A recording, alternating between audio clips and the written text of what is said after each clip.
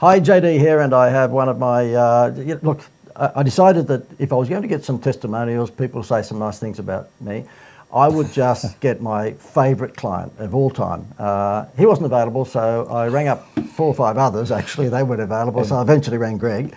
Greg Mackay is the owner of a tourist attraction in Lightning Ridge, and those who have been in my environment for a while know that we got involved with Greg and changed his website to attract a family group instead of perhaps seniors, which it was before. And it made a significant difference to his business. And Greg, all jokes aside, has been kind enough to pop into my office, which is at the 55th floor of a New York high-rise. That's where we are at the moment. I normally would have a window that I'd show you Central Park and all that sort of stuff, but I just don't like to show off. No, and it was a long way up those stairs. Yeah, exactly. I'm sorry, but you aren't important enough to catch the elevator. It's only for VIPs. Greg Mackay, by the way. And Greg, can you tell me what your relationship has been with the Institute of Wow and how you've hopefully enjoyed the time that you've had with us? Well, I don't know about enjoyed. That might be stretching it. But I was a little bit concerned when I was about the 20th person you called. But then again, I didn't have anything else to do. I was going to walk the dog. I thought, come here. Let's face it, you don't have that many friends either. But go on, Greg. Now, listen, it's more important, quite frankly, to rave about the Institute of Wow. Oh, okay. That's what you're here for. No worries. Well, Sharon, my wife, and I, we met JD and the team a few years ago now. And we had a couple of businesses at the time, which we've always got a couple of businesses on the go at the same time, and JD actually gave us some advice on both of them. The one that probably stands out the most, that had the most success, was our tourist attraction. We actually, in Lightning Ridge, we have a tourist attraction, we're Opal Miners, and to capitalise on the fact we're Opal Miners, we actually have a tourist attraction where people go underground and do what they do. And so they put the hard hat on, the torches and the whole thing? Yeah, absolutely. Yeah. Do any of them come out the other end? Not many. Okay. But that's besides that. That's totally besides. They paid their money. Yeah, that's totally besides the point. But anyway, so the people go underground, do their thing, and we had X amount of customer base, which was a good customer base. We were relatively happy with that. But they were mainly seniors, weren't they? Mainly seniors. Yeah. That's the point I was. Yeah, exactly. They were seniors. The grey nomad travelling around Australia. The only problem is they had to leave their walking frame at the top of the stairs. It's 30 stairs to go underground, and it's not funny. We actually did have a 95-year-old lady, it's a true story, 95-year-old lady get off the bus, and she used a walking frame to come into the shop to sign the OH&S to say that she was going to be careful downstairs, walked it to the top of the mine and left it there, and wandered down the mine and came back up and picked a frame up. And she was 95. I said to her, how old are you? She said, I'm 95. I'll see you next year. I thought, you're kidding. Wow. But anyway, so that's not as funny as it sounds. Wow. Wow. Or as strange as it sounds. Yeah. But to answer, get serious. But basically, so we were attracting the grey nomad tourist, which is fine. And the walk-in mine, as JD pointed out to us very elegantly, sounded like it was some sort of educational thing. We actually learned something. You go to sleep and die down there. Because I said to him, what's the walk-in mine called? He went, walk-in mine. Of course. I said to him, were you one of the Imagineers at Disney World? You had to have been, with an unbelievable name for your walk-in mine attraction. What, you sit around the table and have a whole brainstorming? You know what, I've got it. Walk-in mine. Yeah. Yes, thank you for that. Yeah, okay, I'm sorry. So, and now you're on that, the biggest challenge that you'll find with JD is a pain in the neck, because he's usually, he's pretty close to usually right. Which nobody wants to be told they're wrong, especially me. My ego did not want to be told I was wrong, and my wife said, but he might know something. So anyway, we implemented what JD said, cutting to the chase. We implemented what JD said. He said, get rid of the walk-in mine. It's attracting the grey nomad that's as an educational process.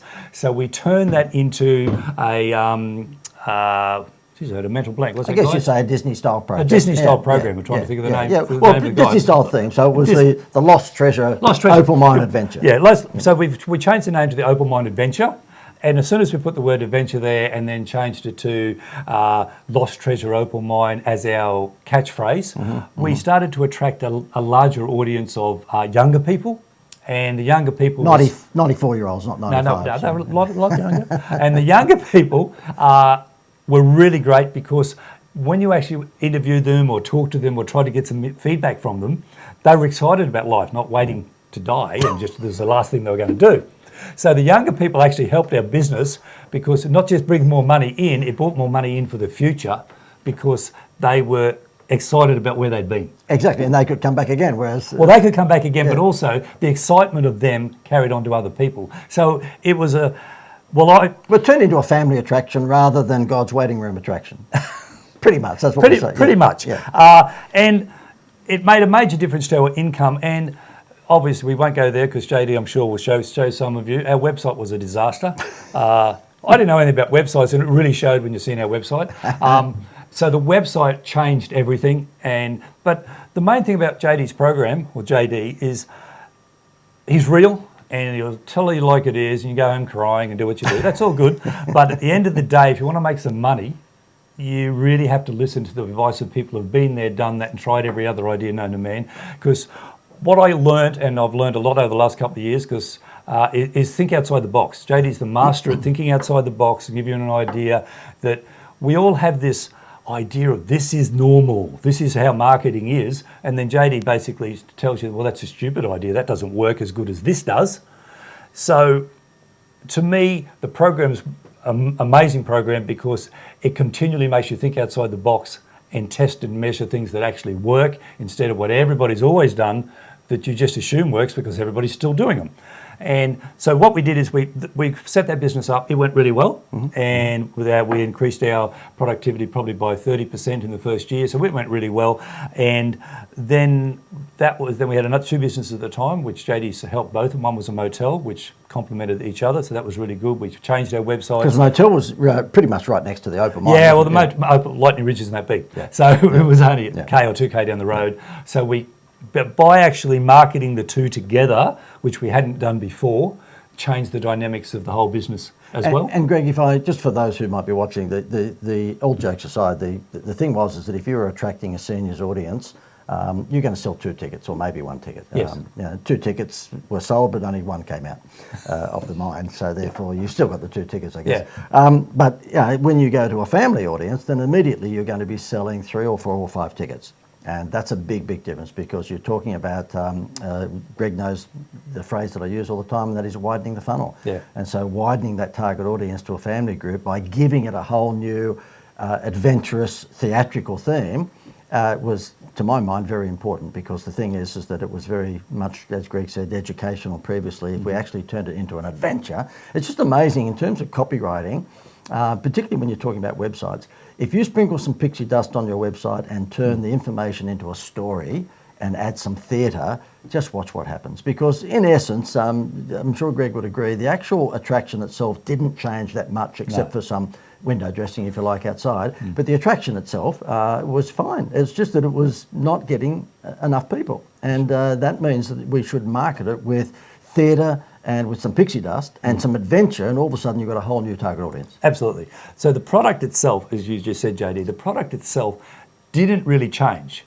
We prettied it up, put some lipstick on type stuff and made it more beautiful, but that was a very minimum cost. It was the marketing that made all the difference. And when I first met JD, he made this claim. He said, marketing is about 50% of your business. I think that's what you said. I don't know. Anyway, I can't remember that far back. But I think he said, marketing is important. If you're not spending at least half your time on your marketing, the product's important, but the marketing without it, you don't have anything. I actually have learnt over the last few years of being involved with JD, I believe that marketing is 80% of your business. Yeah. I don't care what your product is. If you don't know how to market it, and you need the best to market it, because that is the key to everything, it's 80% of everything, in my opinion. And over the last, because we did the first year with JD, then we went and done our own thing. The business was going well for a year. Then we've caught up again, and now we've done another year, and we're going to be with him again next year because the ideas this guy has blows my mind to think outside the box. And as I just said, if it's 80% of your business, you want a good ideas person to change everything because that will change your money drastically, as it's done for us. Well, thank you. And it got a bit sincere there for a moment. Yeah, I didn't really mean all that. I haven't heard such sincerity from you for a long time. Yeah, well. And look, the way I look at it, once you can fake sincerity, you've got it made. Yeah, exactly. But thank you for that. But the thing that I did say to Greg a couple of times, and I say to all the people on our programs, is that marketing of what you do is 100 times more important than what you do. Now, I'm not saying if you're a heart surgeon that marketing is more important, but you know what I'm saying is that most people who have started a business are good technicians. They're really good landscapers, or they're a really good doctor or dentist or chiropractor, or they're a really good builder, or whatever it may be, but they're a technician. And my view is that, you know, most people don't spend enough time on marketing, so therefore they're a very, very good chiropractor, Yes. but no one at university, when they did their 4 or 5 year course, taught them how to get clients. No. So they're a fantastic technician, but they don't know how to get clients. And my view is that the marketing of what you do, in fact, I probably should put a slide up at this point of our interview, and that is the marketing of what you do is 100 times more important Absolutely. than what you actually do. Greg, just to finish off, you've come back into our environment, and you've got a new business now, which is a self-defence program. Yes, where you right. teach parents and their children, normally children Yep. who might be in their teenage years, with self-defence. And I don't want you to have to go into, you know, finite details, but you found the environment to be just as helpful for that business as the other one, which proves that it really works across any industry. Absolutely. Yeah. What JD's system does, or system of teaching and learn, you know, from what he's learned over a lifetime, he's pretty old, so he's been around a long time, which means he's made all the mistakes and seen. I was born in Bedrock. Bedrock. Absolutely. Yeah. So he's seen what works and what doesn't, which means that really the ideas, and I mean, I come along and to every one of JD's events that I can get to. I drive 10 hours to show up at his events because there's no planes where we are, so I have to physically drive, show up, and he tells his stories, and I drive 10 hours home. But anyway, the reason I do that is because of exactly what JD's getting at is the ideas work across every business. Well, I've been to so many when JD's up the front and giving some people advice on how to sell bags. And I go, wow, that idea actually works in my business. So I've taken away so many ideas that weren't targeted to my business, but you can implement them with a bit of tweaking and make them work in your business. So the environment, to me, personally, is worth every dollar that anyone's ever going to spend on it. Because thank you, getting Greg. around those people is priceless.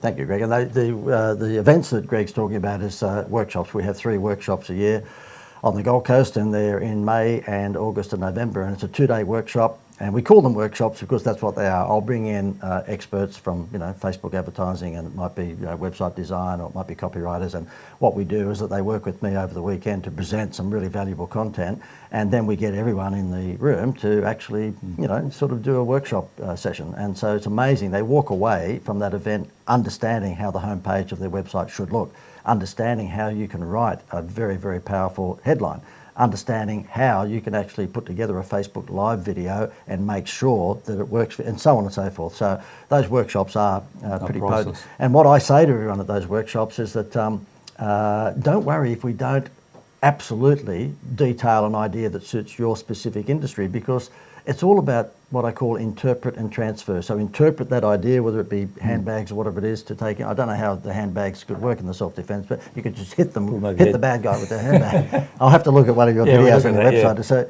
you know what, if you've taken that handbag idea and you're using it for self-defence, I'm going to have to charge you more money, because that was a good idea. No, but it didn't come from you. It did come from, of course it did. That's another point, actually, from a networking point of view, is the people in that room want to learn and get the wisdom from JD, which means they're all thinking as well. So JD will throw an idea out, and next thing you know, somebody comments on something, and you can pick up a lot of great ideas from the floor of other people because of the interaction of being within that environment. So it's a multiple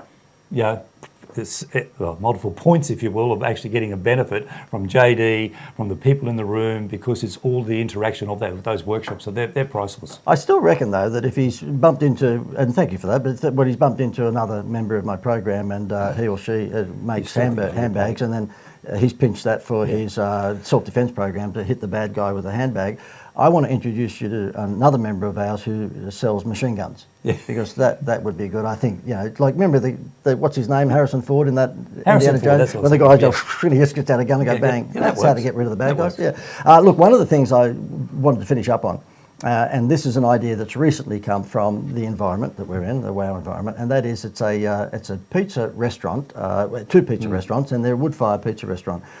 And I said to them, look, okay, well, what do you want to concentrate on this coming year? And they said, well, you know, home delivery, because that's where most of the margin is. But we are a wood-fire upmarket pizza, so therefore we don't want to be in the category of the $5 pizzas like the Pizza Huts and Pizza Havens and all that sort of stuff. I said to them, well, you're going to have to look the part. Because if you're going to be selling to people who could afford a Rolls Royce or Mercedes or stay at the Palazzo Versace, then you better make sure your pizza box looks pretty schmick. You better make sure that, you know, it looks like a $20 pizza. And so, cut a long story short, I gave them an idea at one of these events, and they're just about to launch it. I can't give you the results yet, but I think I can predict the results are going to be pretty crazy. Their new home delivery service is going to be called the White Glove Wood Fire Pizza Premium Home Delivery Service. So what's going to happen when you order a pizza from them, not only is the box going to look $1 million and looks like it should be worth $20, that pizza, but also when it gets delivered to you, it's going to be delivered to a guy in a dinner suit with white gloves, and your pizza box or boxes is on a silver tray. Now, I'm telling you that from a social media point of view, that's going to go nuts. There'll be people ordering pizzas just to get a selfie with the delivery guy. And that's the sort of stuff that comes out of this environment. Absolutely. I know I'm blowing wind up my own, you know where, but the thing is that it's an environment where ideas like that can just come from nowhere. And my view is that idea is as simple as wheels on luggage. But the wheels on luggage only came about because an airline pilot back in 1989 in America got sick of dragging his luggage around airports, went home in the garage and put wheels on his luggage, and he's never flown a plane again. Obviously that changed history. So those ideas can come from anywhere, but more likely they're going to come from an ideas environment. And that's, I think, what I'm glad to hear Greg saying, and that is this environment is ideas rich, but not silly ideas. These ideas are creative ideas that are based on science. So if you take, for example, the Pizza Hut place, or not pizza, but the wood-fired pizza, what do they want to do? They don't want to discount their pizzas. Now, the fact is, in the marketplace, there are a lot of places discounting pizzas, so it's a pretty busy area in that discount space. Go completely the opposite. Create a box that looks like it's come from the Palazzo Versace. Make sure your guy turns up with the silver tray and the bow tie, the dinner suit, the white gloves, and promote it as the White Glove Premium wood fire, by the way, pizza. And I think I know what's going to happen. Their turnover's going to go like that. Yeah, I was in the room when you actually Okay. announced that you'd made that suggestion, and I remember there was about I don't know, I didn't count them, but probably 90, 100 people there. Everybody's going, wow, that was just pure gold. And since then, I've seen a bit of feedback back and forth on our Facebook group. Yep. And it's every time I look at it, it's just a mind-blowing idea. Oh, thank you. And actually, because I do a number of businesses, I think I've about a dozen at the moment. I was really thinking of setting up a pizza place just because I love the idea that much. Exactly. Yeah. Same as your idea on the real estate. I talked to a guy the other day. He said, get a real estate license. I've got this beaut idea how you're going to make a fortune because JD's exposed it and no one's using it. Yep. Yeah, well, no people, you've got your group. Oh, look, that's the trouble. That's when you're in the ideas game, as we are, then I think it's even more frustrating than a doctor telling you to stop smoking and they don't stop smoking. I mean, there's empirical evidence there that you should not be smoking, and therefore, the doctor says to you, stop smoking, and you keep on smoking. Well, in our instance, the frustration for me from time to time, I think is even greater because you're delivering ideas to these people from time to time whereby it's just a no-brainer. Just do it, just for God's sake. For example, how many restaurants and cafes have I told just collect data and then send out SMS messages every afternoon and you'll fill your restaurant? So just give them a little name and address entry form that says you can win a dinner for 6 of your friends at the end of the month. Here's your name, email and phone number. That's the main thing. And just get everyone to fill that in before they actually leave the restaurant. And then once you've got a good database of a few hundred, you can fill your restaurant every night of the week by simply at 3 o'clock sending out a text message saying, Chef Pierre would like to offer you a special meal tonight for $68 for two, whatever it might be, blah, blah, blah. When they come in, obviously you upsell them and a bottle of wine, everything else that goes with it. We have 2 restaurants out of probably 50 restaurants I've told that to. We have 2 restaurants doing it, and they are the only restaurants in the world who are booked 365 nights a year because they collected the data, and then every afternoon they sent out a text message saying, look, Chef Pierre would like to offer you a special dinner for 2 for $64 tonight, and 10 minutes later, booked out, 180 seats. And the frustration for me, Greg, is that, when you do get businesses who sit on their, or business owners who sit on their hands, it really is frustrating. But I like what Greg's come up with. He's come up with the White Glove Self-Defense program, whereby what happens is that when the bad guy is about to attack you, you go, stop, and you pull out your white gloves, you put them on, and you just go like that. He runs away. As I said earlier, not all good ideas come from, most of the stuff comes from JD's. Greg, thank you very much, mate. I appreciate you being on this webinar interview, and I really appreciate it. And all jokes aside, I've really had a great time having Greg and his wife Sharon involved in our program because they are doers. That's the point. I speak on behalf of all advisors. That doesn't mean marketing coaches. It means business coaches, chiropractors, doctors, dentists. Every advisor probably gets frustrated because they're feeding all these ideas out from time to time, or advice, and sometimes it's not taken, or a lot of the times it's not taken up. You guys pick it up and run with it. And we don't say that every single one is a home run, but there's a pretty good track record there. So we've got a pretty good track record of these things working. By the way, if you are interested in being like Greg, no one wants to be like Greg. Not absolutely like Greg, but if you're interested in being involved in this environment, then simply go to the Instituteofwow.com, and you'll see that there are a bunch of ways where you can be involved with us. We've got programs galore.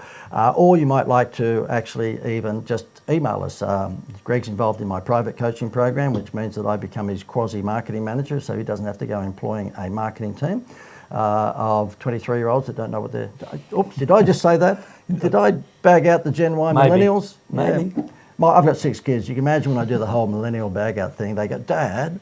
But if you're interested in private coaching, then just go to or email us and just tell us that you're interested in private coaching. That's info@theinstituteofwow.com. There is no AU because we're a massive conglomerate.